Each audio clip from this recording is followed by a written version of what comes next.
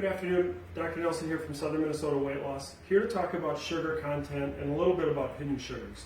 We all know that when we look at a can of pop, we're like, oh, that's not very good for us. I know there's sugar in it, but it sometimes is really hard to appreciate truly how much sugar is in what you're consuming.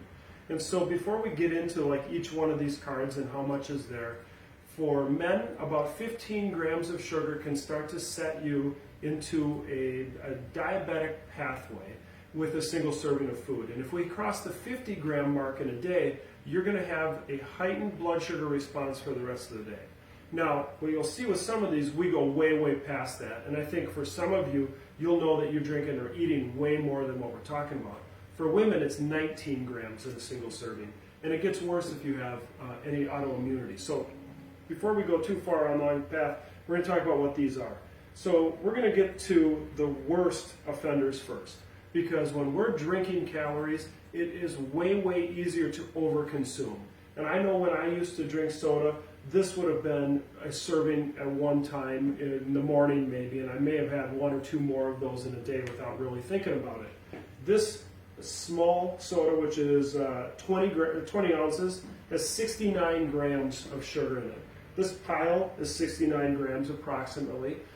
When we did the math, that is about 17 teaspoons, do we say? So that is an obscene amount of sugar for anyone to eat at one period of time. And I think that anyone who drinks pop can easily remember a time when you sat down and had 32 ounces or 64 ounces for a movie and not really thought twice about it.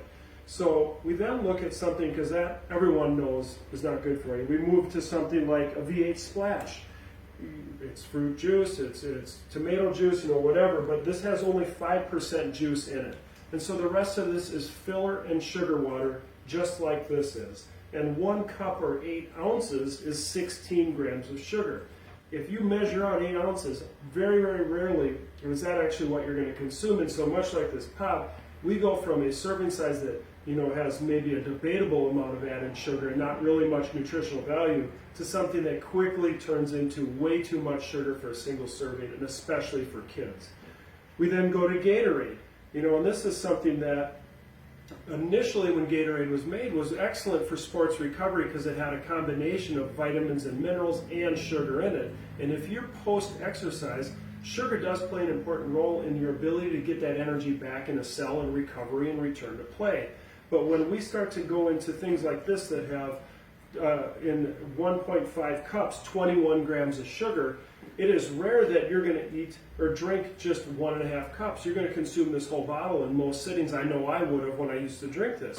And so instead of 21 grams, we're having 2 or 3 times that much in a single serving, which is way more than we need, and ultimately leading to us having some digestive or diabetic issues. We then move into like the food categories where we are much more likely to run into hidden sugars. And I'm going to throw these corn biscuits under the bus because if you look on the label, 1 cup of corn biscuits is 26 grams of carbohydrate, but only 3 grams of sugar. And so you look at that like, hey, that's not bad, 3 grams. The problem is this is ultra refined, and so by the time your body gets this to your stomach, that 3 grams is essentially the equivalent to the 26 grams. It's already digested, it's pre-packaged and pre-processed, so your body is going to get this pile of sugar ultimately, as opposed to having healthy components of proteins, fats, to blunt that response, like you would get if you're eating the corn off the cob. The same kind of thing falls on the category of the wheat thins, which 22 grams of carbohydrate for this much cracker.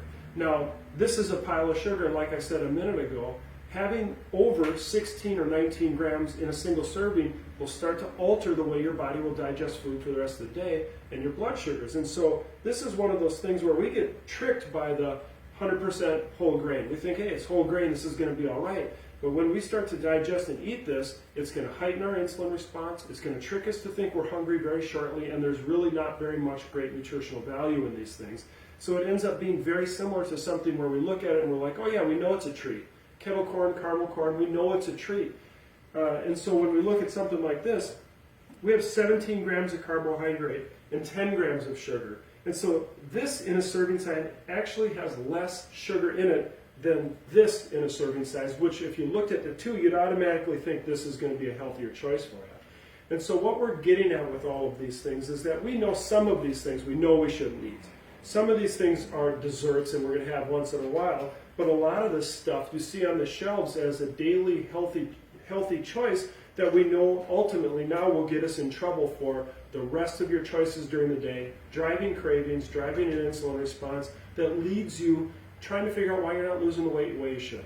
So if you have any questions, comment below, and we'll be happy to answer them and engage you and try to help you decipher what would be best for you and help you live a healthier life. Have a great day.